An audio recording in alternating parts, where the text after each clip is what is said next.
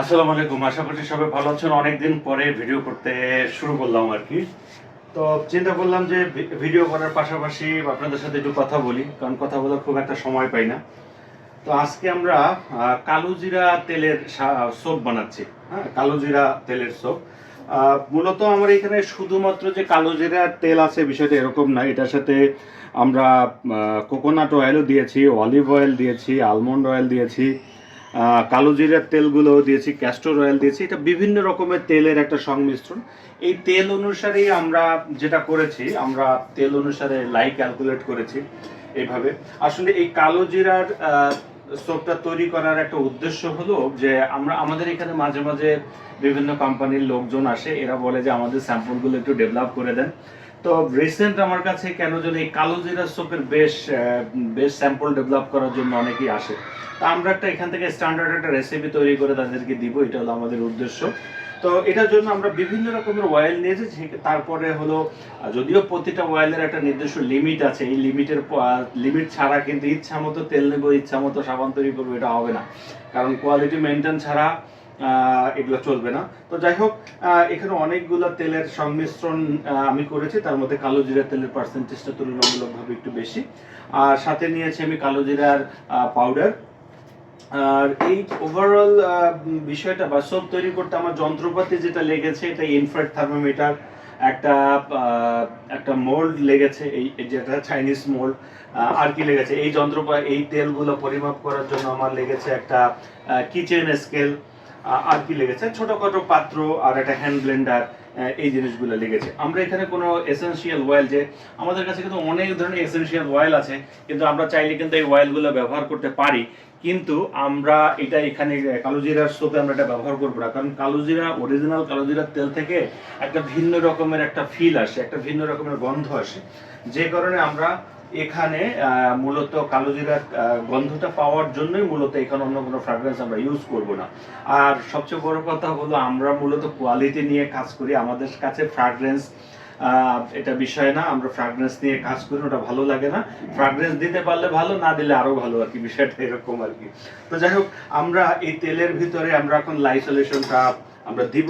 দেওয়ার পর ধীরে ধীরে এখানে সোপ তৈরি করার চেষ্টা করব, যে দেখি কিরকম কি হয় কালো জিরার সোপগুলো।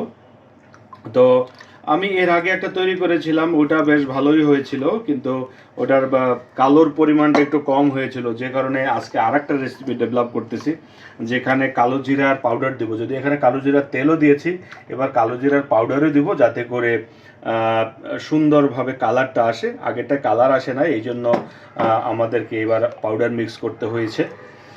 তো এই সবগুলা কিন্তু যথেষ্ট পরিমাণ আপনার ইফেক্টিভ, বিশেষ করে চর্মরোগের জন্য। এগুলো কিন্তু ব্রণ কন্ট্রোল করে। কালোজিরা সোপ কিন্তু ফেমাস বিভিন্ন জায়গায়, এটা ব্রণ কন্ট্রোলের করার জন্য কিন্তু ম্যাজিকের জন্য মতো কাজ করবে। এছাড়া কিন্তু যাদের ত্বকে যে ইনফেকশনগুলো আছে, এই ইনফেকশনগুলো কিন্তু এই কালোজিরা সোপের মাধ্যমে কিন্তু এগুলা দূর হবে আর কি। আর আমাদের এই সোপগুলা কোয়ালিটি কন্ট্রোল করা, তো যে কারণে এগুলো যে কোনো ত্বক, শুষ্ক ত্বক হোক আর অয়েলি ত্বক হোক, দুইটা ত্বকের জন্য এটা নিরাপদ, 100% নিরাপদ, কারণ হচ্ছে ফুললি কোয়ালিটি কন্ট্রোল করা। এই রেসিপিটা ডেভেলপ করে তারপরে আমরা এই কাজগুলো করেছি। আমরা একটা হ্যান্ড ব্লেন্ডার ইউজ করে এখন একটু দেখি।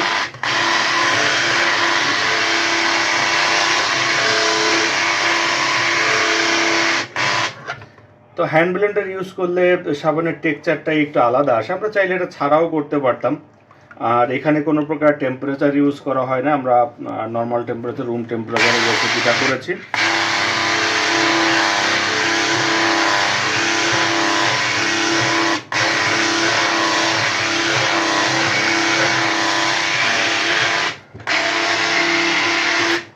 মিষ্টি একটা গন্ধ আসছে কালো জিরের। হ্যাঁ, আমাদের হয়ে গেছে, মিষ্টি একটা গন্ধ আসতেছে এই কালো জিরের।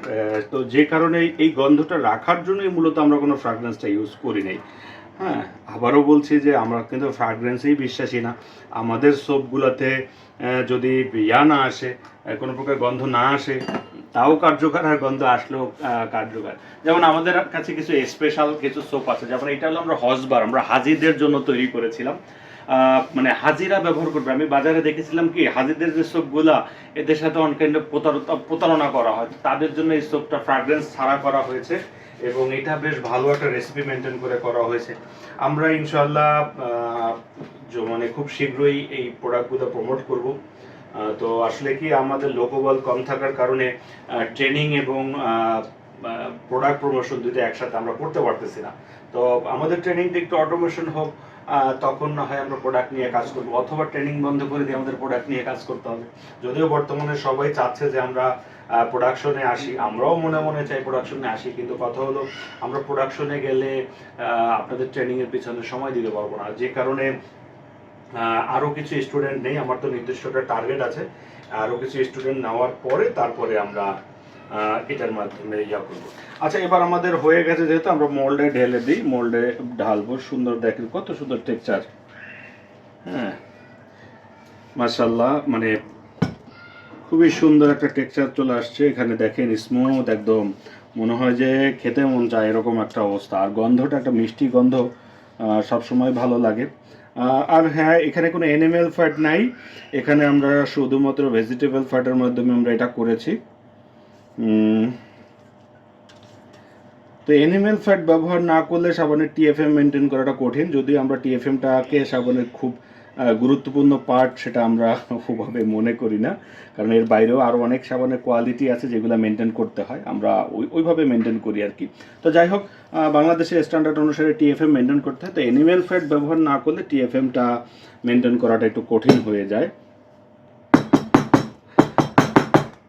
তারপরও এখন বর্তমানে যে পর্যায়ে আছে, এখানে 60-র উপরে, এখানে এই আমি যে রেসিপিটা মেনটেন করেছি, এখানে 65-70% টিএফএম এখানে থাকতে পারে আর কি। তো যে কারণে এটাও যথেষ্ট ইফেক্টিভ। তবে হ্যান্ডমেড সোপের ক্ষেত্রে সাধারণত টিএফএমটা গুরুত্বপূর্ণ নয় বলে আমরা মনে করি। তো এই কেন টিএফএমটা গুরুত্বপূর্ণ নয়, এই নিয়ে অনেক ব্যাখ্যা দিয়েছি। তো যাই হোক, যেটাই হোক, আমরা এখন এই মুহূর্তে যেটা করব, এই মুহূর্তে আমরা এটা যেহেতু আমরা মোল্ডে দিয়েছি, এটা আমরা 24 ঘন্টার জন্য কোথাও রেখে দিব। 24 ঘন্টার পরে আমরা পিস পিস পিস পিস করে কাটবো, যেমন কেটেছিলাম এটা।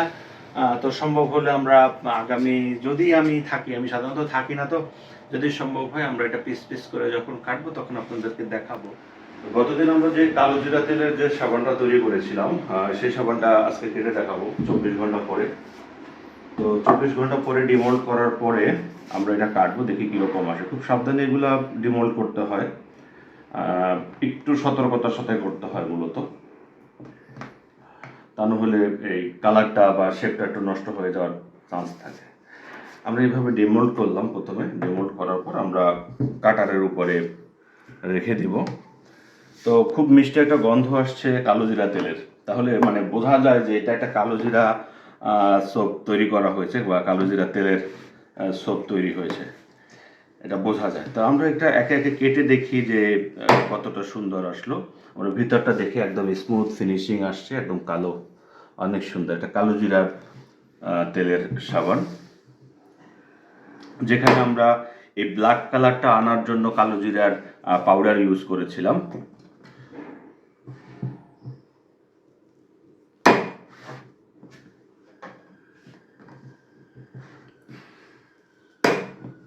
একে একে কেটে ফেলে এগুলো আনুমানিক 100 গ্রাম সাইজ হয়েছে।